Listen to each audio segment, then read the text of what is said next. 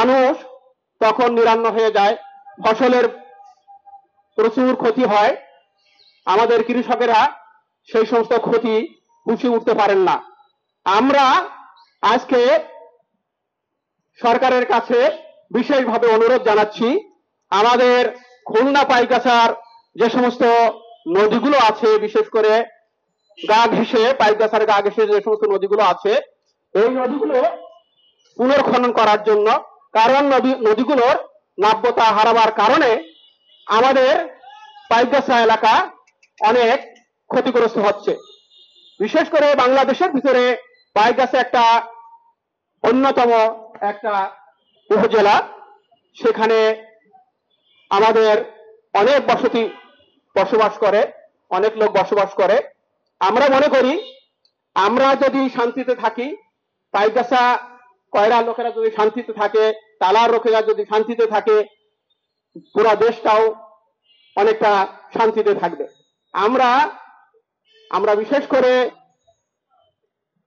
সরকারের কাছে আমরা নিবেদন জানাচ্ছি, যারা এই নদী খনন এবং বেড়িবাঁধের সাথে সংশ্লিষ্ট আছেন তাদেরকে দৃষ্টি আকর্ষণ করবেন আমাদের এই নদীগুলো পুনর্খনন করার জন্য, যাতে নদীর নব্যতা বৃদ্ধি পায়।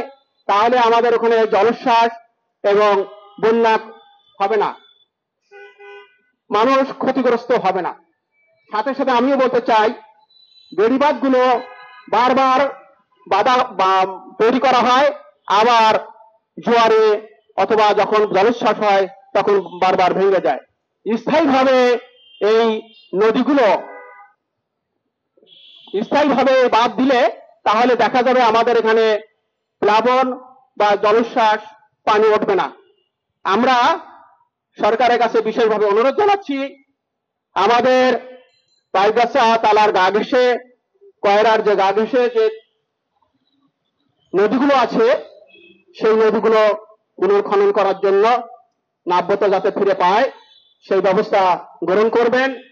সাথে সাথে বেড়িবাঁধ দেওয়ার জন্য, স্থায়ীভাবে বেড়িবাঁধ দেওয়ার জন্য, যে বেড়িবাঁধের মাধ্যমে আমাদের ওখানে যে সমস্ত কৃষকরা আছেন, যে সমস্ত ফসল আছে যাতে ক্ষতিগ্রস্ত না হয় সেজন্য স্থায়ীভাবে বেড়িবাঁধ দেওয়ার জন্য বিশেষভাবে অনুরোধ জানাচ্ছি।